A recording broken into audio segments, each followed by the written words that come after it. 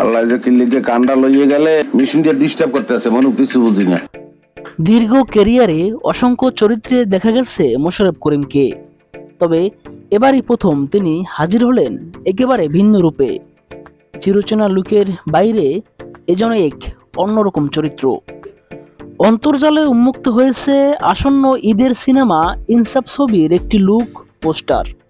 সেখানে বিধ্বংসী রূপে দেখা দিলেন মোশাররফ করিম। অ্যাকশন লুকে হাজির হয়ে চমকে দিলেন তিনি, যা বিস্মিত করেছে নেটিজেনদের। সিনেমাটির পরিচালক সঞ্জয় সমাদ্দার ও মোশাররফ করিম দুজনেই পোস্টারটি পোস্ট করে লিখেছেন, এই ডাক্তার রোগ নয়, পাপ সারায়, রক্তই তার বাসা, ইনসাফই তার শপথ। মোশাররফ করিমকে এমন লুকে দেখে অনেকে লিখেছেন, এই লুক দেখার জন্য প্রস্তুত ছিলাম না। কেউ কেউ বলছেন পুরাই অস্থির হয়েছে, আর একজন লিখেছেন এমনটাই তো চাই। কেউ বা বলেন মোশাররফ করিমকে প্রতিটি কাজে এমন অন্যভাবে উপস্থাপন করা হোক।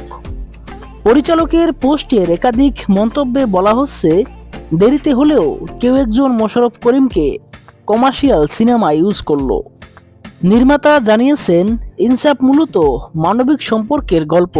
সঞ্জয় সমাদ্দার বলেন, এতে অ্যাকশন, রোমান্স, সাসপেন্স সবই থাকবে। গল্পের ইমোশন ঠিক রেখে ঈদের ছবির প্যাকেজ হিসাবে বানানো হয়েছে। সেই সঙ্গে গল্পে এমন কিছু বিষয় তুলে ধরা হয়েছে যা দেখে বোঝা যায় এগুলো বাংলাদেশের ছবি। ইনসাফে মোশাররফ করিম ছাড়াও অভিনয় করেছেন শরীফুল রাজ, তাসনিয়া ফারহিন সহ আরও অনেকে।